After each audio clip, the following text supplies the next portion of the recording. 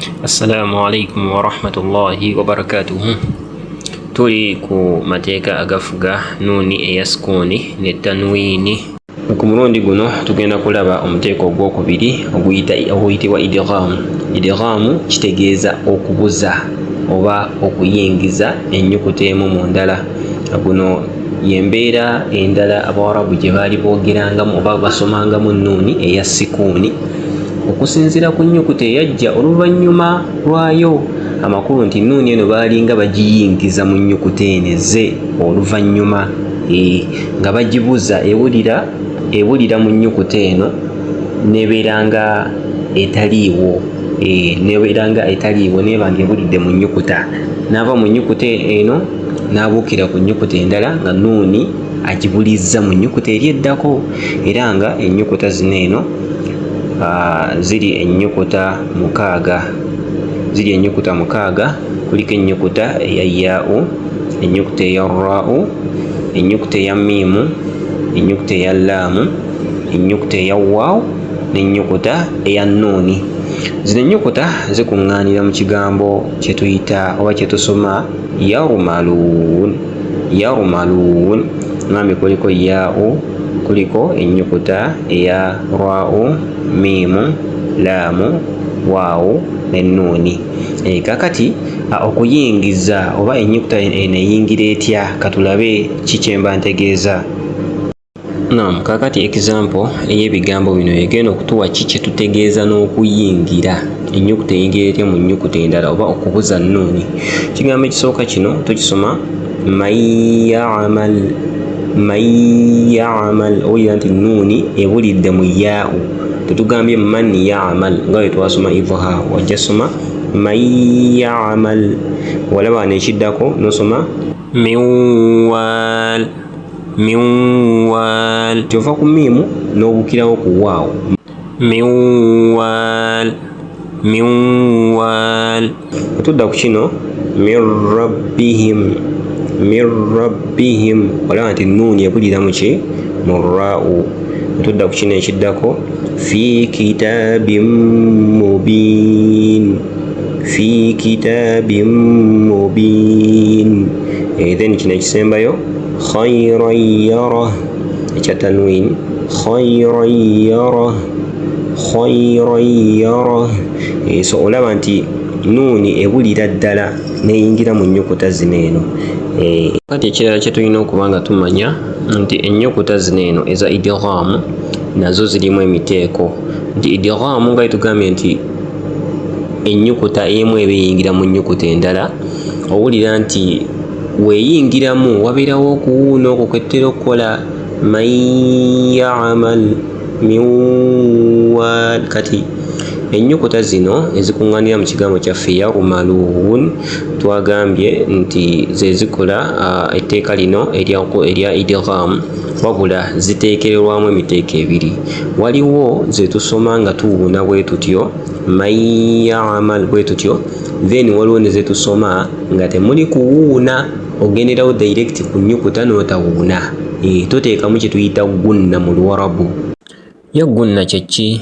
Olaba ennyukuta eya nuuni eyina amakhariji abiri, eyina obufulumiro bwa mirundi ebiri. Nti obusooka buva ku katiipo k'olulimi ng'okawanise wano eno ku kanyama amannyo aga waggulu we gakulira, ewava ennyukuta yaffe eya taa'u n'eddaali ne taa'u. Awo olulimi oluteeka awo n'osoma nti nuuni. Wabula nuuni eyina amakharaji amalala, nti eyita ne mu nnyindo. Era oba ogisoma n'ogezaako okukwata ku nnyindo n'obanga agiziba, ojja laba nti togisoma bulungi, ogambe nti duud eba tevaayo bulungi. Kyekimu n'ennyukuta eya miimu nayo eyina amakhariji abiri, nti eva ku mimwa ng'ogibumbye nga w'osoma baa'u, then ne mu nnyindo osoma nti biib, eba tevaayo bulungi ng'okutte ku nnyindo. So w'ogita eba evaayo bulungi nti nuun. So kati nuuni eyina obufulumiro bwa mirundi emeka? Bwa mirundi ebiri. Kaakati bw'oba ogisoma ennyukuta eya nuuni, engeri gye kiri nti tuli mu idghaamu, obufulumiro buno eno obw'okuba nti olina okuwanika olulimi n'oluteeka wano eno ku kanyama akakulirako amannyo gano aga waggulu agakulembera tuba tetugenda wanika lulimi olwo. Ogenda kuva ku nnyukuta eno esoose kati kweze nti mu kigambo kyaffe kino nti ove ku miimu ogende ku waawu owunire mu waawu naye saawundi eyita mu nnyindo yo esigalawo kyetuyita ghunna. Saawundi eyita mu nnyindo mu Luganda kyetuyita ekinnyindwa, kati eyo saawundi yesigalawo mu idghaamu, esigalawo ng'eyita mu nnyindo. So kakati iwoba ng'osoma ennyukuta zino eza idghaamu ezineeno zetugenda okulaba ezirimu ghunna kyetuyita ghunna, olina okuba nga waliwo omukka oba saawundi eyita mu nnyindo n'okuba nga eyitamu nga ogisoma, so kyetuyita ghunna. Kati ennyukuta zino ezirimu ghunna ezeetaagisa okuwuuna tulinamu ennyukuta nnya: ennyukuta eya yaa'u, ennyukuta eya nuuni, ennyukuta eya miimu, ennyukuta eya n'ennyukuta eya waawu. Zennyukuta ezo zo buli bw'ozisanga oba olina okuwuuna nga tugenda okulaba mu example yaffe insha Allah mu maaso awo, oba olina okuba nga owuuna nga example yaffe ono gye tulina man ya'mal okuwuuna okwo man ya'mal okuyingira mu yaa'u. So ezo ennyukuta ennya ze zikikola. Osobola okuba nga ozitegeera mu kigambo yannimu oba tosobola zikwata kinnoomu, so zikwatira mu kigambo yannimu. Era nga ensonga eno ntuufu nnyo era yeetaagisa okuba nga tugitegeera. So ennyukuta ezo zokka mu nnyukuta eza idghaamu zeezo ezirimu okuwuuna. Then tulinayo ennyukuta endala bighayri ghunna ezitalinaamu ghunna nga toyina kuwuuna, toyina kuteekamu ekyo kye tuyita ghunna okuwuuna nga tulabye man ya'mal. Ennyukuta ezo ziri bbiri. Ennyukuta ezo tulinamu ennyukuta eya laamu n'ennyukuta eya raa'u. Ennyukuta zino oba ozisoma ojja ssanga ng'obubonero bukulambika nti wano waliwo idghaamu bwe bumu nga ziri ennyukuta ze tulabye ezikola ekigambo yannimu: yaa'u, nuuni, miimu ne waawu. So ennyukuta eno eya laamu ne raa'u toyina kuwuuna. Toyinza kugamba nti nga we tusomye wali nti man ya'mal, kati wana example ya min rabbihim tojja gamba min rabbihim, nedda ekyo tekikkirizibwa. Olina kugamba min rabbihim bw'otyo. So oba tolina kuteeka mu kinnyindo ekyo, tekikkirizibwa mwezi ennyukuta ebbiri eya laamu n'eya raa'u. Kati katulabe example eya ennyukuta zino insha Allah tubeere nga tweyongerayo tumalirize omusomo gwaffe guno biidhini rrahmani. Naam, tugenda kulaba examples direct okuva mu Qur'ani, ng'era ennyukuta gye tugenda otandika nayo ennyukuta eya nuuni.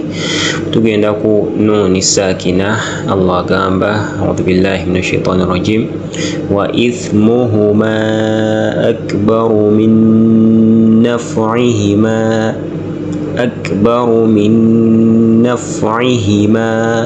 Owulira nti nuuni eno eyingira mu nuuni eri min naf'ihima.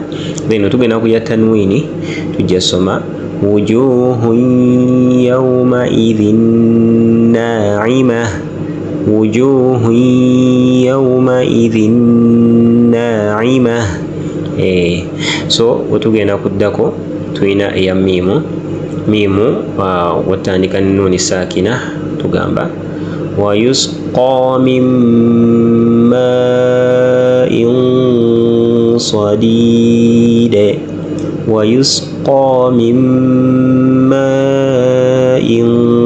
صديد olira nti nuuni eyingira mu miimu min ma'in sadid. Tugenda kuya tanwin wala yakuna من الصاغرين ولا يكون من الصاغرين. نعم. وتugenda ku ennyukuta eddako mu nnyukuta zaffe eza idghaamu, tudda ku nnyukuta eya waawu. Allah agamba wama lakum min duni llahi min ولي ولا نصير من ولي ويقونوكو من ولي ولا نصير شتويتا إدغام بغنة من غنة من ولي ولا نصير nyini wetugenda okujja example ya tanwini min waliyyin wala nasir waliyyin wala nasir so eyo ye ghunna ya waaw naam otweyongerayo ku nnyukuta eddako tugenda kulaba ennyukuta eya yaa'u ennyukuta ya yaa'u era tugenda kukozesa aya yemu eno ku nuuni saakina ne tanwini. Allah agamba faman ya'mal mithqala dharratin khayran yarah eri faman ya'mal ya nuuni saakina then khayran yarah eyo eya tanwini eya yaa'u owulira nti wabeerawo okuwuuna okwo kye bayita ghunna. Naam, wetweyongerayo tugenda kulaba ennyukuta eya laamu. Jjukira ne twagambye temubeera ghunna. Aya egamba wayu'ti min ladunhu ajran 'azima wayu'ti milla togamba minla jagamba milla wayu'ti min ladunhu ajran 'azima webeera eya tanwin nogamba hudan lilmuttaqin tosobola gamba nti hudan lilmuttaqin tekiriyo nagamba hudan lilmuttaqin tanwini eyingidde mulaamu nebuliramu hudan lilmuttaqin. Naam, otulaba ennyukuta esembayo ennyukuta eya raa'u naye ekola kyekimu nga laamu kyekoze. Genda kukozesa aya eno egamba tugenda kukozesa aya eya tanwini egamba inna allaha ghafurur rahim inna allaha ghafurur rahim. Owulira nti tanwini eyingidde mu raa'u tetugambye ghafurun rahim nedda ghafurur rahim eyingidde nebuliramu ate tembaddeemu kuwuuna. Then ate wetudda ku ya nuuni saakina ulaika ala hudan min rabbihim bwetyo wetusoma ennyukuta ezo.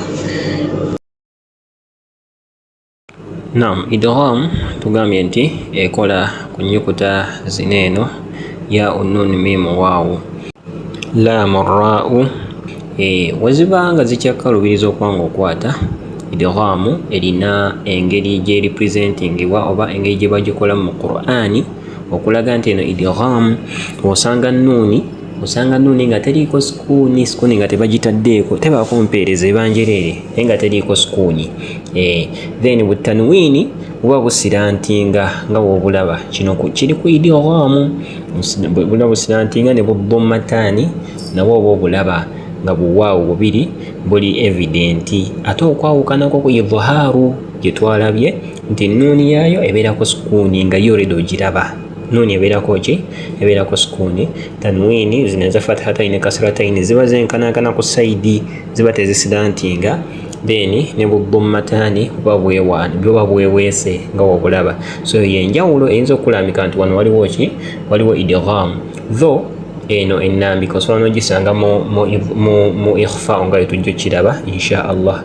Kakati tusobola okulaba ku njawulo eri wakati wa idgham ne ikhfa mu bigambo. Tugambye nti mu idgham ojasanga nti nuuni eyingirira ddala mu nnyukuta eno n'ogamba nti man ya'mal min rabbihim.